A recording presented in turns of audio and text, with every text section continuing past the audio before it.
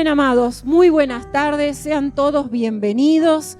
Veo algunas caritas, no sé si son nuevas, están de visita, sean todos muy bienvenidos. Puede recibir su lugar y mientras tanto nos vamos abrochando los cinturones y vamos abriendo la palabra. Hoy es domingo 25 de septiembre, es el día de la Biblia. Si bien septiembre es el mes internacional de la Biblia, aquí en Argentina el día 25 de septiembre es el día de la Biblia. Así que estamos, mire, el día indicado, la hora indicada, ¿sí? Todo es lo indicado. Muy bien, gloria al Señor. Salmo 119, vamos a leer del 1 hasta el último. Así que prepare, por eso le decía que abroche los cinturones, porque hasta el 176. Muy bien, 119, 97. Sí, vamos a leer unos cuantos versículos, pero no todo. Justo ese salmo tendría que elegir hoy. Muy bien, amados. Comenzamos este tiempo precioso. Antes de continuar, quiero decirles algo, por las dudas alguien no lo sepa. Pero hoy tenemos algo muy especial, pero muy especial, pero es al final de todo. Así que nadie tiene permiso de irse hasta el final de todo, ¿sí? ¿Se van a quedar? Amén. Es una cosa hermosa, maravillosa. No quiero decir mucho porque si no, no es sorpresa, ¿sí?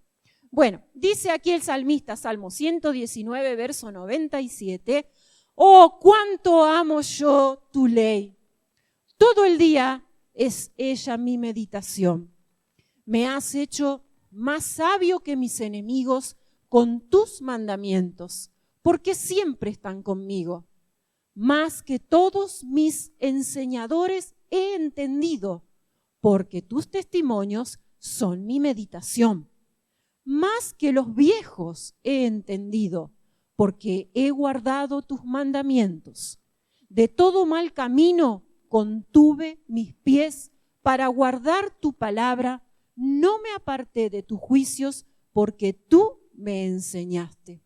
Cuán dulces son a mi paladar tus palabras, más que la miel a mi boca. De tus mandamientos he adquirido inteligencia, por tanto he aborrecido todo camino de mentira. Lámpara es a mis pies tu palabra y lumbrera a mi camino». Amén. Que el Señor les bendiga. Yo quiero tomar unos minutitos y me gustaría que todos aquellos que quieran y se animen me ayuden participando, ¿sí? Vamos a hacer una participación entre todos. Vamos a nombrar algunos autores de libros más bien de tipo clásicos, y si alguien sabe una obra, el título de una obra, de un libro, de una novela, escrita por ese autor, si se anima, se pone de pie o levanta la mano y nos dice el título, ¿sí? Bueno, vamos a hacer una prueba, ¿les parece? Bueno, quiero contarles que los autores que voy a nombrar los tomé de una lista que elaboró el Ministerio de Cultura de la República Argentina en el año 2018. Hizo una selección de los 13 libros que, según este ministerio, cambiaron o revolucionaron el mundo. Son 13 libros, por supuesto, a su criterio, pero es algo que es oficial, ¿sí? No es una opinión mía hoy. Bueno, uno de estos autores es William Shakespeare. ¿Alguien sabe alguna obra que haya escrito William Shakespeare? Muy bien, Romeo y Julieta, el clásico, muy bien. ¿Alguna más? Hamlet, muy bien. Hamlet justamente está en el listado de libros que revolucionó el mundo, no solo por la trama, por la historia, sino por la forma de escribir, por la técnica, por la cuestión que tiene que ver más con la literatura en sí. Muy bien, ¿pasamos a otro autor? ¿Sí? ¿Se animan? ¿Vamos bien? Bueno, Miguel de Cervantes. Muy bien, El Quijote de la Mancha, ¿sí? Bueno, nosotros lo conocemos así, pero el título es más largo, es El ingenioso hidalgo Don Quijote de la Mancha, ¿sí? Bueno, un soñador, ¿no? Muy bien. Dante Alighieri. La Divina Comedia, muy bien. Es sin opinión esta sección. Muy bien. Platón, el filósofo, Platón. ¿No? No importa, yo pregunto. Es para ir pensando. Otro, por ahí mi pronunciación va a ser complicada, pero Emmanuel Kant, Karl Marx, por ahí los chicos que están en la facu están como más a Descartes. Bueno, esos nombres. Una francesa, Simone de Beauvoir. No, yo con el francés no voy, con el inglés más o menos. Bueno, les cuento que, por ejemplo, en este listado aparecen libros, un libro de Platón que se llama Diálogos, aparece la Divina Comedia, Hamlet, el Don Quijote. De Descartes han citado el discurso del método, que es donde Descartes dice su famosa frase, pienso, luego existo. Bueno, está en ese libro, ¿sí?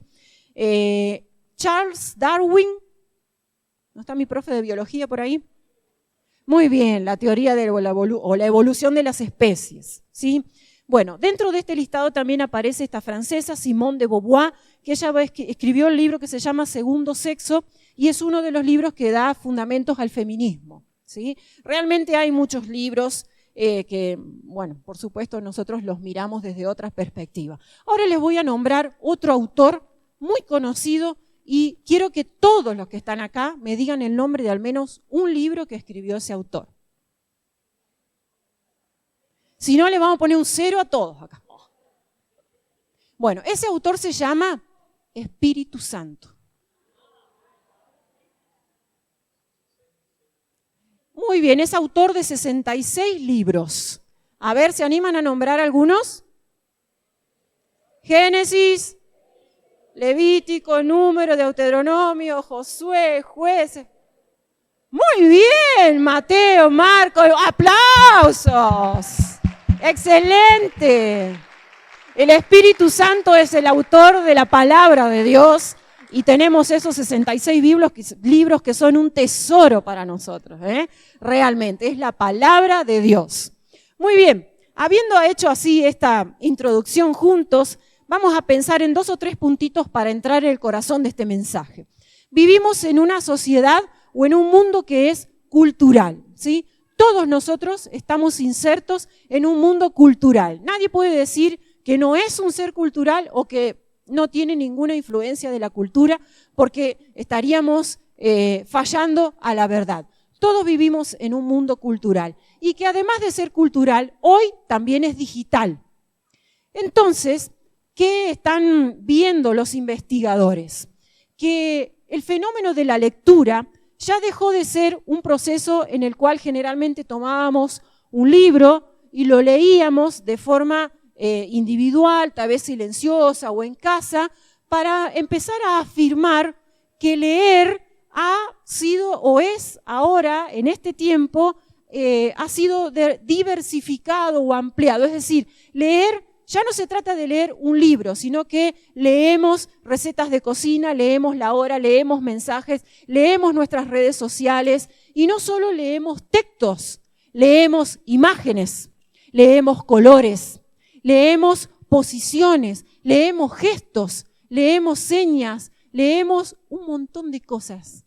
Vivimos leyendo, lo que pasa es que no tomamos dimensión de ello. Y no solo se trata de leer texto, insisto en esto, se trata de todo aquello que llega a nosotros como una influencia o como un factor que está entrando a nosotros. Hay una escritora española, que la quiero citar, es Elisa Yuste, y dice, hoy todo es lectura, desde leer la hora, en estos relojes inteligentes que ahora no solo nos dan la hora, sino que también planchan, lavan, estudian. ¿Ah, no? Oh, yo quería uno de esos que plancha y lava, ¿no? No hay. Bueno, si no, se van mate, claro, aunque sea eso el reloj. Ella dice que hoy todo es lectura, desde leer la hora hasta escuchar un podcast y hacer una receta. O sea, estoy escuchando y estoy haciendo. Porque leer ya no es solo leer con los ojos, sino también es escuchar. Entonces esto me hacía pensar, en cierta forma, justamente en la palabra de Dios. Hoy vamos a hablar un poquito de la palabra de Dios. El título de esta palabra es El poder de su palabra. Y realmente es así. La palabra nos dice que la fe viene por el oír y el oír por la palabra. No siempre leemos, o no todos los que estamos aquí hemos llegado a Cristo por leer la Biblia, pero sí hemos llegado a Cristo porque alguien nos habló de Cristo.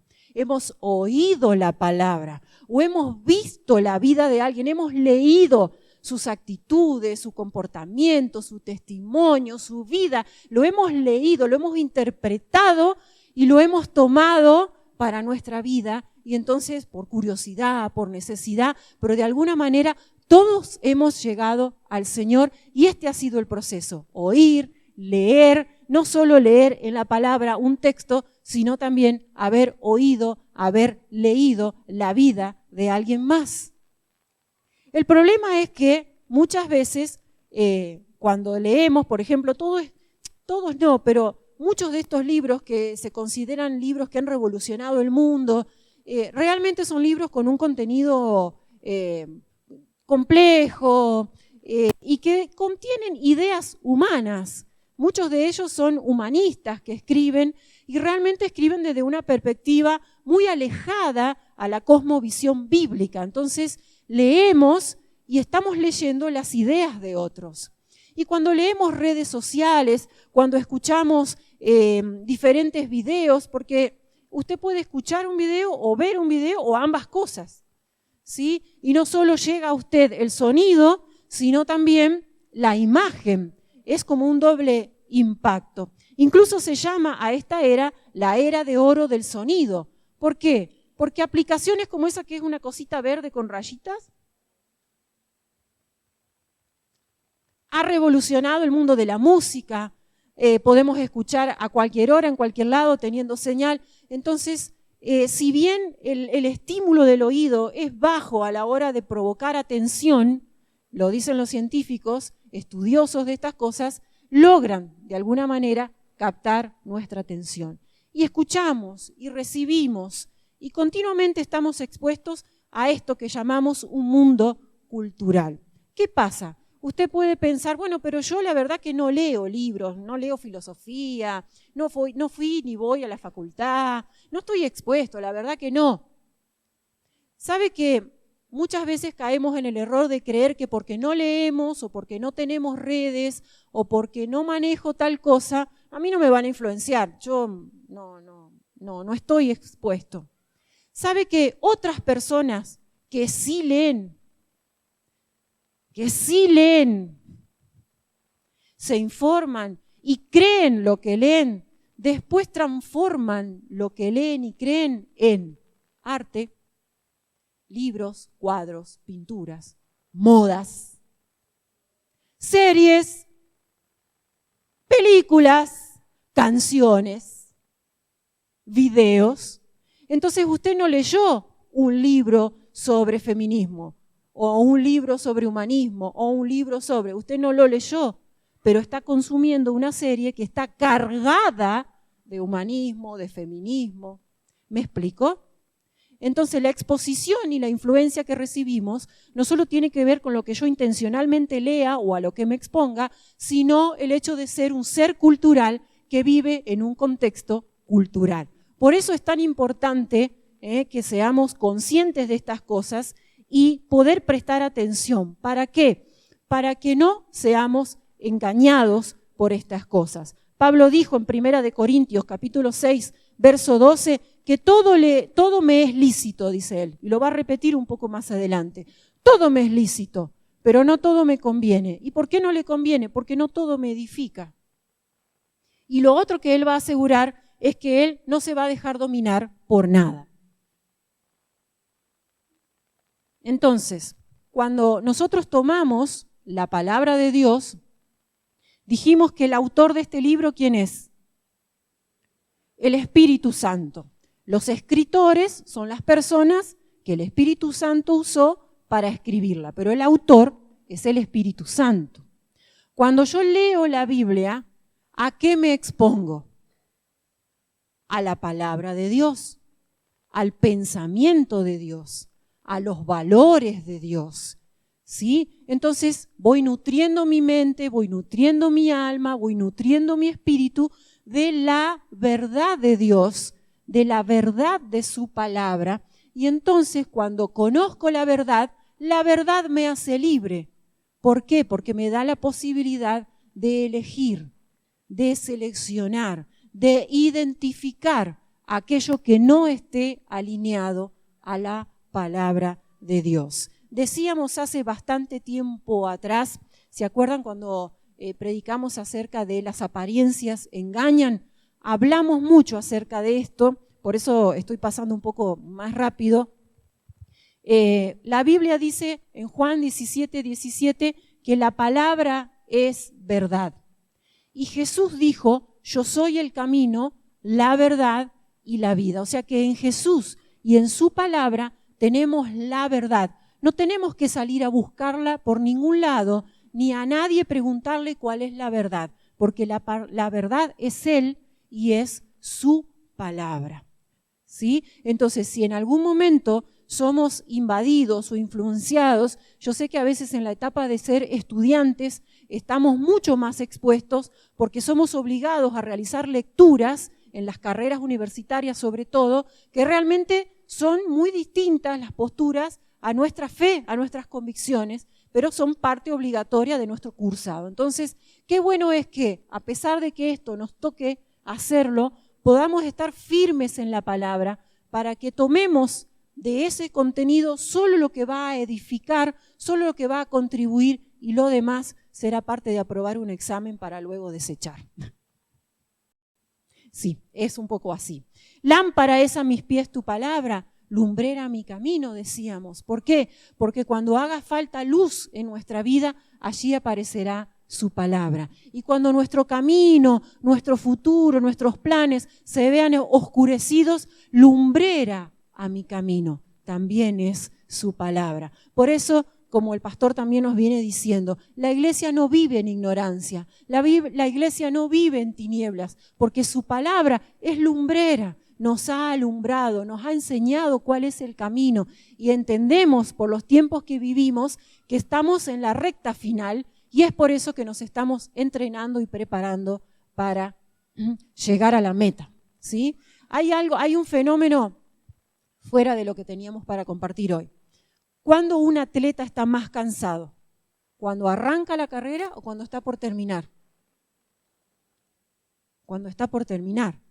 Sí, probablemente cuando da la última vueltita, no sé a quiénes les gusta ver los Juegos Olímpicos o esas cosas, pero cuando usted mira que corren y corren y corren, ya cuando dan la última vueltita, que saben que acá nomás está es como que ya vienen largando la gota gorda, así como, ¡ah, Dios mío! ¿Sí? Es donde más hay que persistir. Cuando los músculos duelen, cuando aparecen los calambres, cuando parece que se están deshidratando. Cuando ya están al borde de decir, no, acá me tiro, ahí es cuando más hay que esforzarse. Amada iglesia, la palabra del Señor dice, sé fiel hasta la muerte. Hay un punto hasta el cual tenemos que permanecer. Estamos ahora en el trecho final. Estamos cansados, estamos agobiados, súper expuestos, hay batallas de todas clases. No flaquee, no debilite su fe, permanezca firme en el Señor, lea su palabra, ore, ayune, prepárese, porque estamos en esa recta final. Tenemos que permanecer y juntos cruzar la línea de meta. ¿Ven? Que cuando venga el Señor, mientras estemos subiendo, así, Sandrita! Marquesa! Sí, porque nos vamos juntos a la eternidad con el Señor. Amén. Vamos a tomar unas referencias, acompáñeme, no es muy extenso, pero necesito su atención para concentrarnos en algo importante. Estamos hablando de leer, estamos hablando de influencia, estamos hablando de escuchar, estamos hablando de la palabra de Dios. La historia comienza, según la palabra de Dios, con un hombre y una mujer que hablaban con Dios, que tenían una relación muy especial con el Señor. Luego de eso, usted conoce la historia, yo voy a ir saltando la historia para que veamos que Dios siempre se comunicó con el hombre, siempre se comunicó con la humanidad. Luego apareció un hombre como Abraham, luego apareció, no sé si antes o después, pero Noé, Abraham, Isaac, Jacob, personas que fueron teniendo una relación especial con Dios, que hablaban con Dios, que Dios le hablaba a ellos. Y en ese tiempo no había Biblia, no había Torá, no había Pentateuco, no había nada, ¿sí? Y sin embargo ellos tenían palabra de Dios porque hablaban con Dios. Luego vemos en la historia a Israel en Egipto, se había multiplicado, los esclavizaron y va a aparecer la figura de Moisés. Moisés fue un hombre que dice la palabra en Éxodo 33, que hablaba cara a cara con Dios. Preciosa relación íntima de este hombre. Y cuando Dios va a usar la vida de Moisés para sacar al pueblo de Egipto, mientras Israel estuvo en Egipto, no tuvo palabra de Dios. Cuando salen de Egipto, Dios comienza a hablarle al pueblo y va a ser a través de Moisés, que va a ser de mediador entre Dios y el pueblo. Y vamos a encontrar muchos momentos en la historia de la salida de Egipto en adelante, donde Dios le dice a Moisés, dile a mi pueblo, dile a mi pueblo, dile a mi pueblo. Y Moisés transmitía la palabra de Dios al pueblo. Llegó un punto donde después de haber vivido tantos años en esclavitud, en una cultura y en un contexto totalmente diferente a los planes que Dios tenía con Israel, dijo Dios, tengo que empezar a educar a mi pueblo según mi voluntad, según mi diseño, según mi propósito. Y aparece lo que conocemos como los 10 mandamientos. Éxodo capítulo 20. Y allí Dios le va a dar 10 mandamientos que la mayoría de nosotros conocemos, ¿sí? A veces le cambiamos el orden, pero los conocemos, ¿sí? No robarás, no matarás, no codiciarás a la mujer de tu prójimo, todo esto, ¿sí? Va a empezar con la idolatría, con el nombre de Dios, con el día de reposo, el Señor, siempre muy intencional en el orden de las cosas que va a presentar. Luego va a venir el libro de Levítico, y Dios va a seguir instruyendo a su pueblo leyes morales, leyes de convivencia, leyes sanitarias. Dios va a educar a su pueblo con su palabra, no con otra cosa. Dios educaba a su pueblo con su palabra. Y el pueblo, mientras mantuvo obediencia, Dios bendijo. Llegó Deuteronomio. Yo digo llegó porque estoy siguiendo la secuencia de aparición de los libros, pero históricamente no es así. Y Deuteronomio es la repetición de la ley.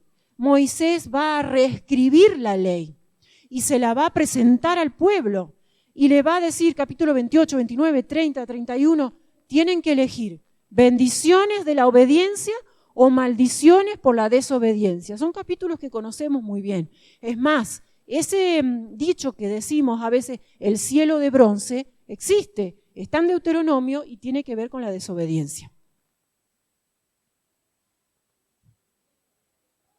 ¿El cielo de bronce? Sí, está ahí, pero tiene que ver con la desobediencia. Y se va a repetir la ley e incluso, además de repetirse la ley, Moisés va a dejar órdenes explícitas, que tenía que haber una copia del libro de la ley al lado del arca, capítulo 31. En el capítulo 17 dice que tenían que todos los reyes, porque Moisés murió antes, pero él sabía lo que iba a pasar. Todos los reyes que iban a venir tenían que tener una copia del libro de la ley y leerla todos los días, dice, para que aprendan a gobernar a su pueblo. Nos haría falta un poquito, ¿no? Alguien que copie la ley, se la llevamos.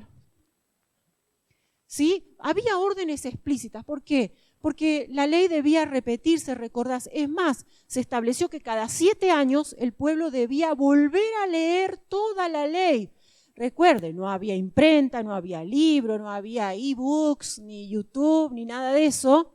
¿Sí? Entonces había que repetir la ley cada 7 años. Resulta que la Biblia registra solamente 3 lecturas de la ley, una después de 500 años y otra después de 250 años.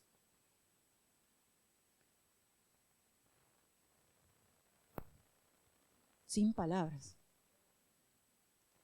Entonces, ¿qué estamos diciendo con todo esto? que ¿para qué le habló Dios a su pueblo? Dios le habló a su pueblo porque quería que su pueblo caminara haciendo su voluntad y que haciendo su voluntad le fuera bien. Y empezó de forma oral a transmitir su voluntad y luego sus siervos fueron escribiendo la ley hasta llegar a nuestros días donde nosotros podemos gozar y disfrutar de un libro como este. Sin embargo, va a venir un periodo muy oscuro en la historia de Israel, que es el periodo de los jueces, y luego van a venir los reyes. De los reyes de Israel, la mayoría de ellos, dice la palabra, hicieron lo malo ante los ojos de Jehová. Eso quiere decir que nunca leyeron el libro de la ley, ni obedecieron lo que decía la ley. Al contrario, se volvieron a la idolatría, a la inmoralidad, y junto con ellos corrompieron al pueblo. En este trayecto de la historia, donde se sucedían reyes malos uno detrás de otro, se perdió el libro de la ley. Se perdió. Se dejó de leer. Es más, yo creo que se perdió a propósito. Yo les quiero contar algo. Ustedes a veces verán que yo ando con esta Biblia toda viejita y gastada. Dice Biblia juvenil. Ahora ya tendría que decir Biblia maduril. Esta Biblia me la regalaron cuando yo cumplí 15 años. Y en la dedicatoria dice, este libro te apartará del pecado o el pecado te apartará de él. Aquí está, si la quiere luego corroborar, es más larga, yo le leí este pedacito. ¿Por qué les cuento esto? Porque como estos reyes habían decidido hacer lo que ellos querían, caminar a espaldas de Dios, aún sabiendo cuál era la voluntad de Dios, también nosotros tenemos que saber que este libro se puede volver un gran estorbo para una vida que ha decidido caminar fuera de la voluntad de Dios. Porque al tomar este libro yo encuentro pura palabra de Dios, pura voluntad de Dios. Y si yo en mi corazón he decidido caminar a espaldas de Dios, no necesito leer este libro. Es más, ni lo voy a abrir. ¿Por qué? Porque el pecado, lo que he decidido vivir, me aparta. Ahora, si yo decido leer, meditar, valorar, amar este libro, entendiendo que es palabra de Dios y ponerla por obra, aún a pesar de equivocarme o de fallar, este mismo libro hará que progresivamente vayamos apartándonos del pecado. Estos reyes hicieron lo malo delante de Dios y se perdió el libro. Y a medida que los años avanzaban sin lectura y sin temor de Dios, sin obediencia, el pueblo fue cayendo en una decadencia muy grande. En medio de todo esto va a aparecer un niño de 8 años que se llamaba Josías. Josías fue uno de los reyes más jóvenes que asumió. Y no vamos a poder leer todo, pero vamos a ir al segundo libro de Crónicas. Le animo a leerlo. La historia está en segundo de Crónicas y también en Reyes. Capítulo 34.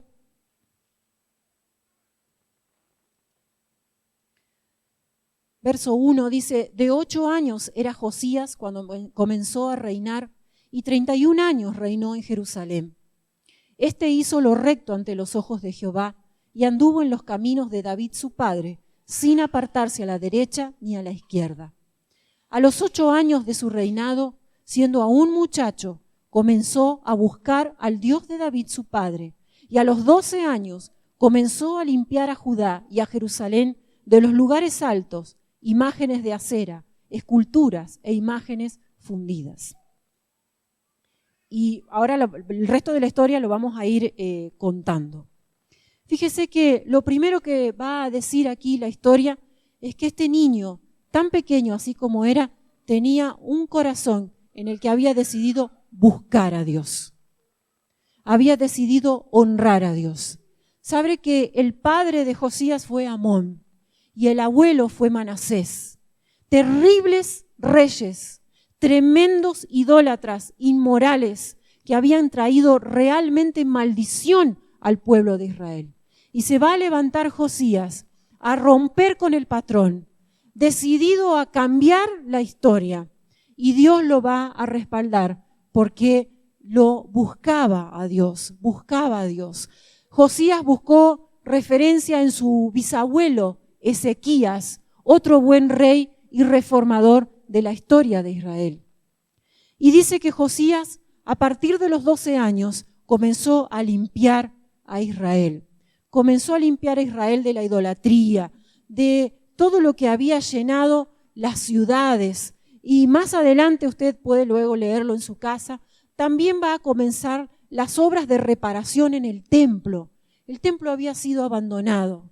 Hacía años que no había adoración a Dios. Hacía años que no se leía la palabra. Hacía años que el pueblo no se congregaba a adorar a Dios, a leer su palabra. Se habían enfriado, se habían alejado, ¿sí? Y van a recibir órdenes de Josías y van a comenzar las obras de restauración del templo. Había dinero, había materiales, había mano de obra y se comienza el trabajo. Entre todo ese tiempo de trabajo, un día el sacerdote Hilcías va a encontrar el libro de la ley. Apareció el libro. Entonces, estos hombres que tenían que rendir cuentas a su rey Josías, el sacerdote Hilcías le va a dar el libro a un escriba que se llamaba Safán. Y Safán se lo fue a llevar a Josías.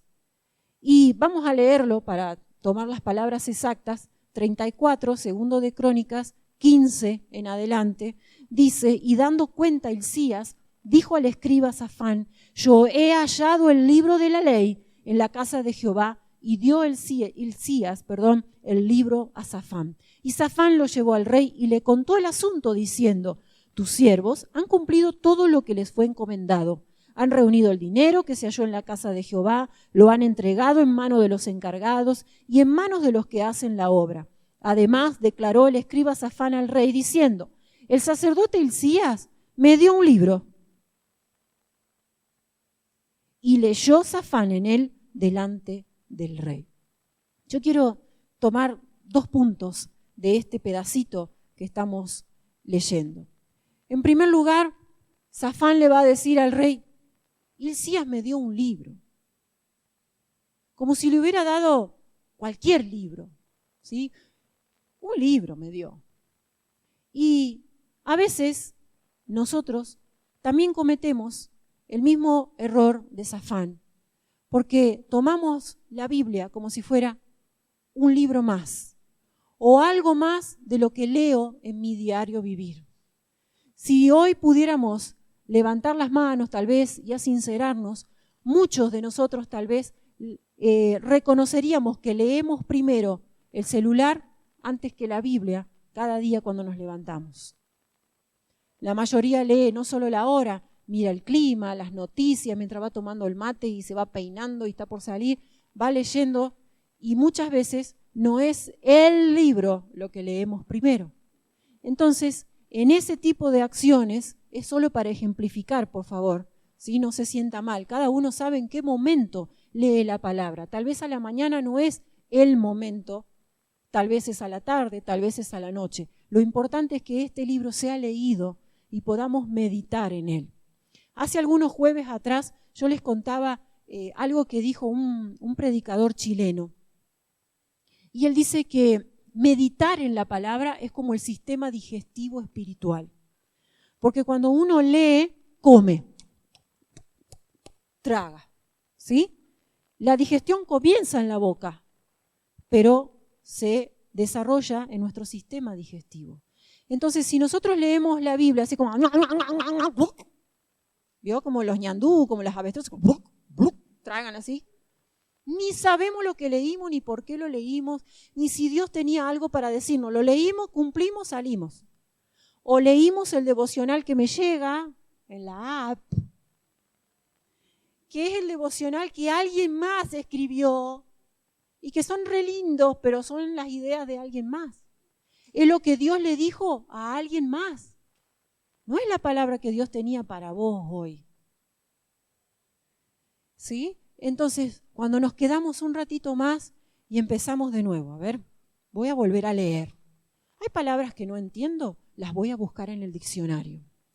Voy a ir a buscar el significado original de esta palabra. Me llama la atención. ¿Qué me quiso decir Dios? Y eso es como permitir que la palabra, ¿sí?, empiece a saca la vitamina A, la vitamina C, el hierro, manda proteína para acá. Todo así, una distribución hermosa. ¿Por qué? Porque le di tiempo a la palabra de obrar en mí. Es muy importante la meditación en la palabra. No estamos hablando de meditar,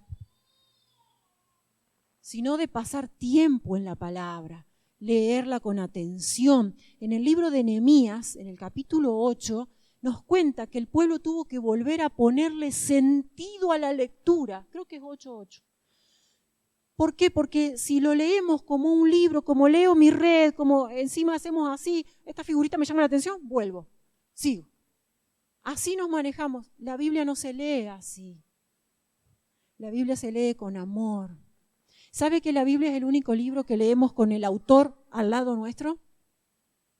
Uno de estos investigadores españoles que estoy investigando, yo también lo investigo a él. Él investiga, yo lo investigo a él, así, una cadena de investigación. Él dice que la lectura se va a volver, en realidad ya lo es, un momento de tres, ¿sí? El lector, el libro y lo tengo acá, espero, porque no me acuerdo las palabras exactas, porque lo voy a citar, pero como que es una cosa de a tres. Y yo digo, este hombre está acertado, pero no sabe que los hijos de Dios ya siempre somos tres leyendo la Biblia, el Espíritu Santo y yo. O sea que, miren, por muchos años yo enseñé literatura y composición inglesa.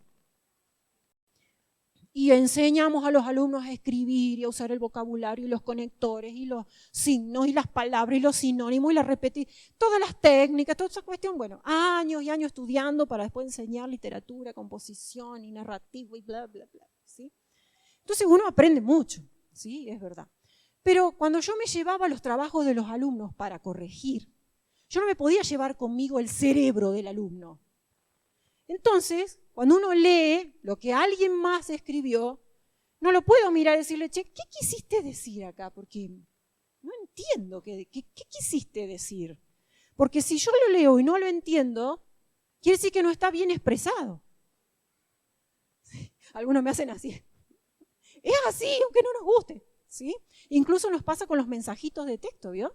A veces los escribimos apurados, no usamos signo de puntuación, no usamos mayúsculas, somos un desastre. Nadie entiende nada, o entienden mal, se enojan, hasta se pelean por WhatsApp. ¡Dios mío! Es tremendo lo que está pasando. Es tremendo, ¿sí? Bueno, entonces, con la palabra de Dios es una cosa maravillosa, porque yo tengo el autor de la palabra al lado mío, así. Diciendo,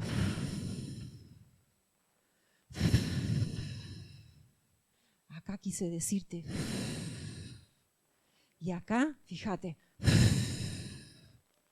somos tres. Tengo el autor al lado.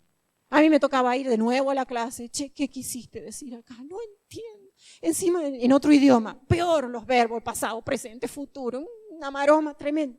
Con la palabra no, con la palabra el Espíritu está con nosotros. Entonces, este investigador que yo les digo, él habla del libro, del lector y del bot.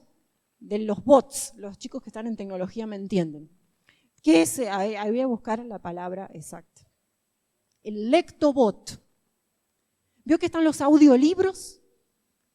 Sí, usted puede leer un libro, pero en realidad no lo está leyendo, lo está escuchando. Por eso arrancamos diciendo que la lectura se ha diversificado. Ya no leer no es solo leer, sino que también es escuchar, bueno, un montón de cosas. Este autor se llama Antonio Rodríguez de las Heras, y dice que la lectura va a ser, dijo él, una cosa de tres: autor, lector y lectobot.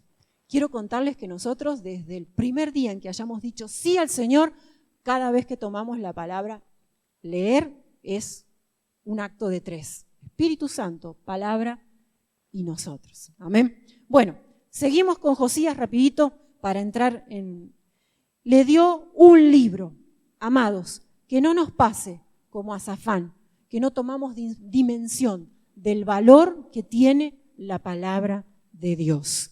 Y otra cosa que va a hacer Safán y que nosotros vamos a aprender es que él va a mencionar el asunto del libro después del dinero, después de los trabajadores, después de la obra. ¿Sí? Y eso nos habla a nosotros de prioridades. Prioridades. ¿Sí? Repito, no es que signifique que esto tenga que ser lo primero en la hora de la mañana. Tiene que ser lo primero en tu corazón y en tu mente. Si puede ser lo primero de la mañana, mejor, para salir preparados. La palabra de Dios dice, Efesios 6, que es una en la armadura. ¿Qué es la palabra? Como el zorro. ¿Qué es? Bueno, a ver si lo decimos con ganas, ¿sí? A la 1, a la 2 y a las 3. La espada. ¡Wow! Eso me pasa por... Bueno, ustedes cuentan que no dije nada. ¿Ah? Dice que tomemos la palabra que es... La espada es un arma de ataque, pero también de defensa. Así que si yo estoy armado con la palabra, no, todo lo demás también, no solo la espada, ¿sí? Pero si yo tengo la espada, ¿a dónde? A ver, dedito, vamos, que ya terminamos. Lo hacemos entre todos. ¿A dónde lo tengo que tener? En mi mente, corazón. Ataco. No para matar a nadie, por favor. Y me defiendo. ¿Por qué? Porque vivo en un mundo cultural. Porque estoy continuamente expuesto. Porque hay cosas que a veces sin darme cuenta entran. Entonces cuando nos exponemos a la palabra y esa hermosa palabra funciona como un espejo, me devuelve mi realidad. Entonces, ¿cómo es esto? Es así. Yo estudio la palabra y la palabra me estudia a mí. ¿Sí? Yo estudio la palabra, sé que es palabra de Dios, encuentro la verdad de Dios y permito que la Biblia me estudie a mí. Y ahí es donde tengo que ver qué está bien, qué no está tan bien y hacer los cambios que sean necesarios. Lo próximo que va a pasar es que Safán le va a leer el libro a Josías. Se cree que lo que se encontró es el libro de Deuteronomio justamente, por las referencias, que hoy no tenemos tiempo, pero por las referencias bíblicas del relato aquí, se cree que fue Deuteronomio. ¿Qué pasa? Si llegó a leer el 28, 29, 30, por ahí, donde Josías escuchó las bendiciones de la obediencia y las maldiciones de la desobediencia, dice a continuación de lo que leímos que el rey se rasgó los vestidos, entró en una desesperación, porque dice, ¿cómo puede ser que estamos caminando tan lejos de la voluntad de Dios? Algo hay que hacer.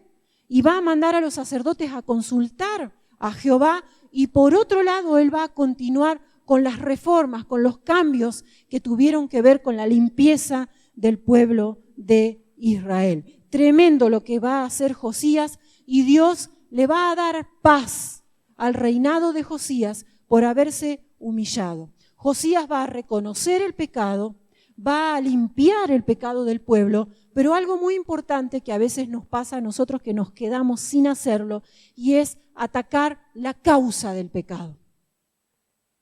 Atacó la causa del pecado. Y vamos a encontrar en el relato acciones drásticas, muy violentas, si las queremos catalogar hoy de acuerdo a lo que vemos en la sociedad. Pero sin embargo era necesario porque el corazón del pueblo se había corrompido de tal manera que incluso reyes anteriores, queriendo hacer lo bueno, no habían podido erradicar la idolatría del pueblo de Israel. Y sabe que esto nos habla de que muchas veces nosotros también, aún en el templo de Dios, tenemos ídolos. Hay ídolos en nuestra vida. Y cuando digo ídolos no me refiero a ningún cantante ni futbolista, aunque también puede ser, ninguna persona, ¿sí?, que de alguna manera consideremos un ídolo por alguna razón. Reflexionábamos con mi esposo en estos días y decíamos algo que hemos dicho siempre aquí. Cualquier cosa o cualquier persona que le robe a Dios el primer lugar de nuestro corazón es un ídolo. Incluso las cosas buenas, como los hijos. Nada debe desplazar el lugar de Dios en nuestras vidas, por más bueno que sea. Deberemos ordenar nuestras prioridades, tratar de ordenar nuestros tiempos, pero no quitarle a Dios el primer lugar de nuestras vidas. Gloria a Dios. Si hay alguien que pueda ayudarme, por favor. Entonces, hablando de estas cosas, amados, vamos a afirmar algo juntos. Creer no es suficiente cuando hablamos de estas cosas. ¿Por qué creer no es suficiente? Porque la fe que nosotros tenemos tiene demandas. Y esas demandas necesitan hechos, necesitan acciones. Santiago va a hablar de fe y de obras, ¿sí? Todos conocemos el pasaje donde dice la fe. Usted y yo, cuando usted piensa en las obras, ¿usted piensa en obras para ser salvo? Nosotros no hacemos obras para ser salvos, porque hemos sido salvos por gracia. Nuestras obras son evidencia de nuestra salvación. Esas obras son las que hablan de lo que hay en nuestro interior. ¿Quién soy? ¿Cuáles son mis valores, mis prioridades en mi vida? Mis acciones lo revelan. Por eso decíamos al principio, las personas, incluso Pablo cuando escribe y dice, ustedes son cartas abiertas, la mayoría de las personas que caminan en este mundo no lee la Biblia. La Biblia está entre los 13 libros más importantes o los 13 libros que han revolucionado la historia. Solo que lamentablemente al lado de la palabra Biblia también pusieron el Corán. O sea, como toda la categoría de libros religiosos juntos. Para ellos es un libro más. Para nosotros es palabra de Dios. Segunda de Timoteo 3:16 dice que toda la escritura es inspirada por Dios. Los varones que escribieron los libros que hoy tenemos en el canon fueron varones tal vez como usted, como yo, pero con un corazón dispuesto a escribir lo que el Espíritu Santo revelaba a sus vidas. Toda la Biblia es palabra de Dios. Si creemos que la Biblia, sí, porque a veces decimos, no, la Biblia es la palabra de Dios, pero este versículo no me gusta, a este no lo obedezco, este no me simpatiza, este cuando lo predican me siento mal. Toda la Biblia es palabra de Dios. Y a veces cuando uno como pastor tiene que hablar con las personas, corregir a las personas, tenemos que tener en mente que toda la Biblia es palabra de Dios. Y que el mismo Dios que escribió Génesis también escribió Apocalipsis. No, pero la ley, la gracia, ¿no es el mismo Dios, el del Antiguo que el del Nuevo Testamento?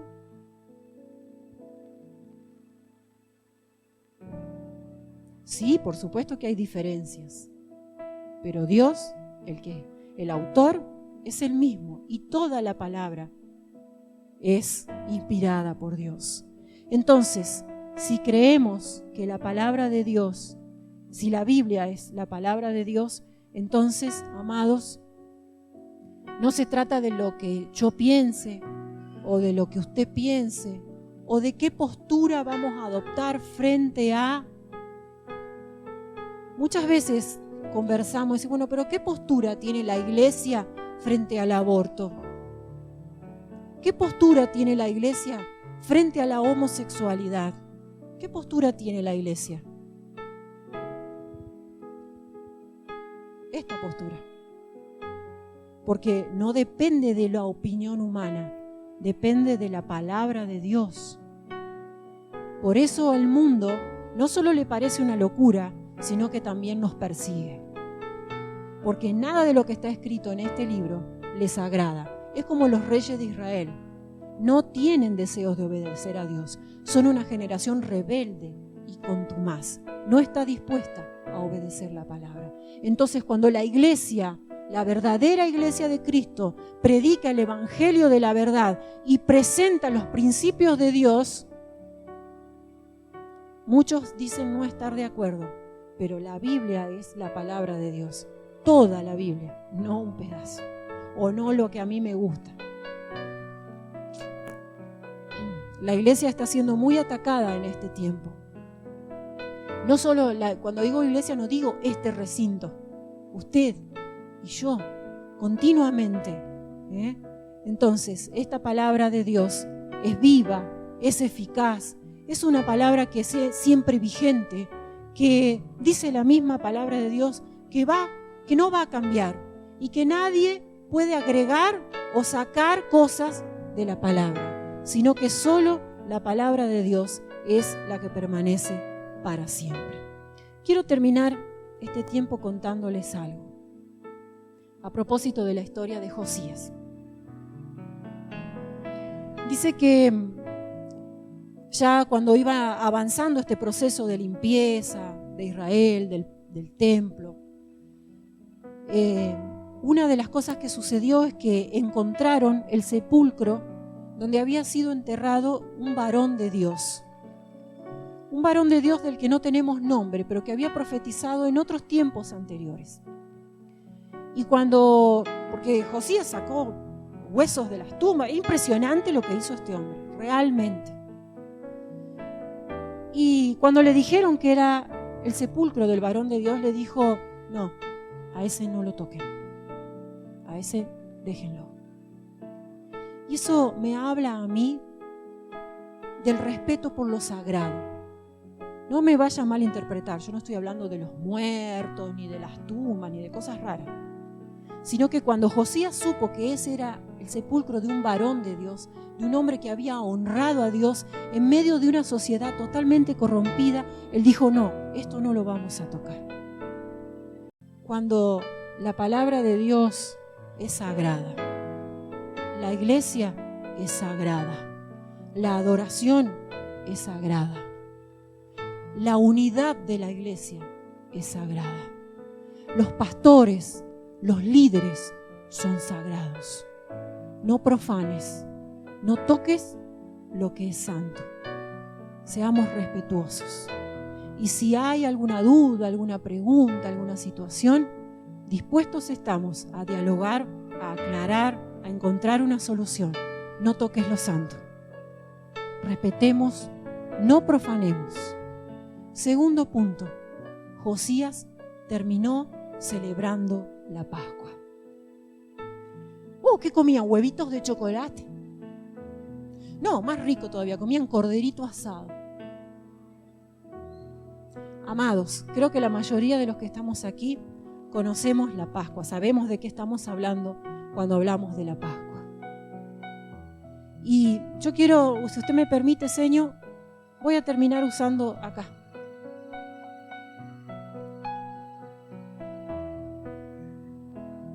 Estos colores son usados, creo, de forma internacional para predicar el evangelio a los niños, porque es una forma sencilla de presentar la verdad del evangelio. Podemos empezar por varios colores. Aquí las señoras han decidido empezar por aquí, ¿verdad, señor? No sé si todos pueden ver, pero aquí este color amarillo tiene dorado, tiene un castillo. ¿Alguno sabe qué representa el color amarillo? Representa el cielo, representa las moradas eternas, representa ese lugar de gloria, de adoración, de santidad, donde creo que todos nosotros anhelamos estar por la eternidad junto a nuestro Padre Celestial. Esto es promesa de Dios para sus hijos, pero tenemos un problema muy grave. Se llama pecado. El pecado ha manchado nuestro corazón, ha entenebrecido nuestra sociedad, ha contaminado nuestra forma de hablar, de pensar, de convivir. El pecado ha dañado todo, la naturaleza, al ser humano. Por el pecado entró la muerte. Y dice Romanos que todos hemos pecado y que la paga del pecado es muerte. No puedo entrar a un lugar de santidad si mi corazón está así. Y Dios, que es un Dios misericordioso, dijo: yo no puedo dejar a mi creación en este estado, lejos de mí, en una condenación eterna. Quiero hacer algo por ellos. Y Dios envió a su Hijo Jesús, el Cordero perfecto, el que quita el pecado del mundo, el que vino a morir en una cruz por tus pecados, por los míos y por todos aquellos que se arrepientan hasta el día de su venida. Y este color representa la sangre de Cristo, que dice Primera de Juan, que nos limpia de todo pecado. Y entonces, cuando nuestro corazón está limpio y nuestro espíritu vive de nuevo, quedamos así de blanquitos. Porque la sangre de Cristo es poderosa, limpia hasta los pecados más horrendos. La sangre de Cristo los puede limpiar y nos deja así. Y entonces, cuando nuestro corazón y nuestra vida está así, tenemos acceso a este lugar de gloria. Y este color viene después de la limpieza, porque no solo representa la esperanza, sino que tiene que ver con crecimiento. Porque una vez que le dijimos: sí, Señor, creo, me arrepiento, te pido perdón, comienza una nueva vida, como una plantita que necesita crecer, necesita alimentarse de la palabra de Dios, necesita alimentarse del vínculo de la iglesia, de los hermanos, que ya han nacido antes, que están algunos medios, pero que están maduros para ayudar a los recién nacidos, para acompañar, para fortalecer, para crecer. Josías celebró la Pascua, símbolo del sacrificio de Jesús en el Antiguo Testamento. Tomaron los corderos necesarios, derramaron la sangre y se volvió a reactivar la adoración, el culto a Dios. Y realmente Dios ahí sí pudo derramar bendición sobre el pueblo. Decíamos, Dios va a sacar a Israel de Egipto. Mientras estuvo en Egipto no tuvo palabra de Dios. Cuando salen de Egipto, Dios comienza a hablar con su pueblo. Dios empieza a educar a su pueblo. Dios empieza a transmitirle sus verdades, sus principios, para que ese pueblo camine en bendición, pueda crecer, pueda madurar y pueda tener la esperanza de un día entrar a una eternidad con Cristo Jesús. La palabra de Dios es el legado más preciado que tenemos hoy entre nosotros. Amemos la palabra, honremos la palabra, dediquemos tiempo a la palabra con nuestro corazón. Que no sea como para Safán, un libro más, después del trabajo, después de la casa, después de los hijos, después del dinero. No, ordenemos nuestras prioridades, démosle el valor que tiene este libro. Leamos, estudiemos, busquemos ayuda si no entendemos. Pero necesitamos alimentarnos de la palabra de Dios y poder estar preparados. Dice 2 de Timoteo, y con esto terminamos, 3:16. Le dijimos al principio que toda la palabra de Dios, o toda la palabra es la Escritura inspirada por Dios. 2 Timoteo 3:16. Y no solo es inspirada por Dios, sino que dice útil para enseñar, para redarguir, para corregir, para instruir en justicia, a fin de que el hombre de Dios sea perfecto, enteramente preparado para toda buena obra. Ese perfecto que usted lee allí en su original es madurez, no es perfección. Recuerde que nosotros aquí vamos camino a la perfección, ¿sí? Por ahora estamos siendo perfeccionados. Amén. Pero algo más, y con esto cierro ya. En los versículos anteriores, en el verso 15, Pablo, que le escribe a su hijo amado, Timoteo, le dice: desde la niñez has sabido las sagradas escrituras, las cuales te pueden hacer sabio para la salvación por fe que es en Cristo Jesús. La palabra de Dios es pura sabiduría. Y es una sabiduría que viene de lo alto. No es una sabiduría humana ni terrenal. Y la mayor riqueza de esta sabiduría tiene que ver con lo que leíamos aquí. Ser sabio para salvación. Para que cuando estemos terminando la carrera y ya cansados y transpirando y con dolores por la carrera, seamos capaces de permanecer, porque pasando la línea de meta nos espera ese gran premio. Que el Señor les bendiga, amados. Les invito a ponerse de pie unos instantes.